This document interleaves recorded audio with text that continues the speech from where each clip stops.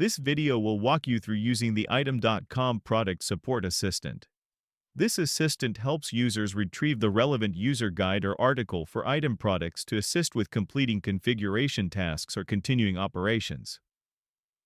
Initiate a conversation by clicking on Start Chat. Enter the query about item product. For example, ask the agent to retrieve the operations on creating a new location on item WMS. This agent will search the corresponding instructions within the built-in knowledge base. Then it will extract key steps and response to you, including the certain path and required fields.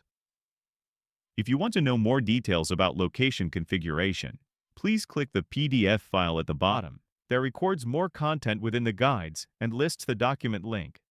You can copy the link and access the whole article on our Help Center.